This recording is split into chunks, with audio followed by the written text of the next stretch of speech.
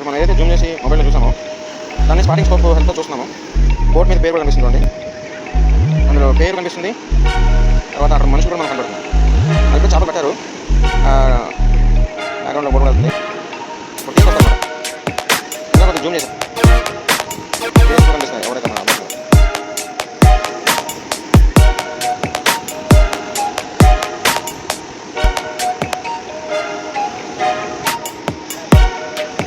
ఎవరైతే బోర్డు మీద ఉన్నారో తెలిసిన వాళ్ళకైతే ఆ మనుషులు కూడా ఐడెంటిఫై చేయగలరు. ఇది నేను మొబైల్లో యూజ్ చేసి రికార్డ్ చేస్తున్నాను. స్టార్టింగ్ స్టాప్ పెట్టుకొని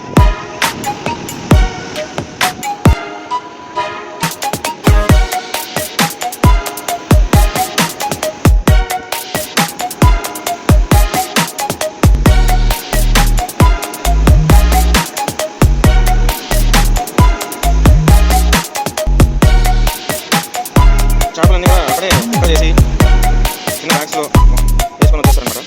చూసారా, అది సముద్రంలో జరిగే యాక్టివిటీ. మామూలుగా మనకి ఇక్కడ ఏం తెలియదు.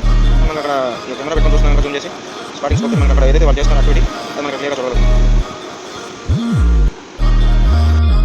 ఇప్పుడు మనం తీసింది ఆ బోటుది, ఈ బోటుది కదా. మొబైల్లో ఫుల్ జూమ్ చేసినా ఇలా కనిపిస్తుంది అంతే, కానీ ఏం అంటే మనుషులు గినుసులే కనపడదు దీనిలో.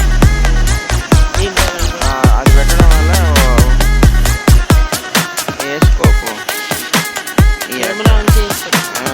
చేసా ఈ యొక్క స్పాటింగ్ స్కోప్ ద్వారా ఈ అటాచ్మెంట్ పెట్టుకొని చూడడం వల్ల మనం దాన్ని ఈవెన్ అందులో ఎవరైతే మనుషులు ఉన్నారో అది కూడా మనం చూడగలుగుతున్నాం.